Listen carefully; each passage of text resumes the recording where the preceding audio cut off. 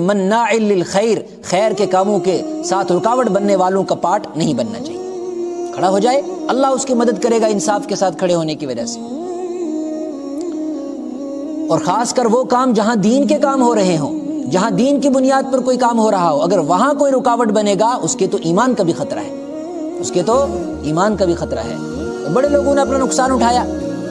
یا تو دین کا علم ہو، کسی چیز کو واقعی طور پر دلیل کی بنیاد پر دین سمجھتا ہو، اور پھر اپنی وجہ سے کوئی ایسی غلطی ہو جائے تو وہ قابل اعتبار ہے۔ لیکن ایک ایسا انسان جس کو دین کا پتہ ہی نہیں، جس کو دین کی بنیادوں کا پتہ نہیں، جس کو مسائل کا پتہ نہیں، جس کو قرآن اور احادیث کی علم کی روشنی نہیں، وہ دین کے معاملات میں جب رکاوٹ بنتا ہے، اور آج ایسا ہوتا ہے، جب رکاوٹ بنتا ہے اس کو خود پتہ نہیں ہوتا کہ اس کا ایمان کب ضائع ہو گیا۔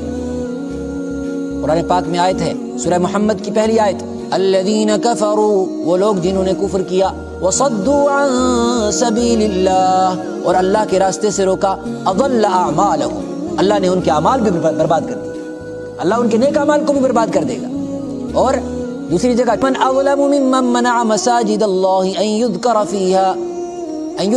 اسمہ وسعی فی خرابها، اس سے بڑا ظالم کون ہوگا؟ ومن اظلم ممن منع مساجد اللہ، جو اللہ کی مسجدوں میں اللہ کا نام لینے سے روکتا ہے، ایسے حالات بنا دیتا ہے کہ لوگ عبادت نہ کر سکیں۔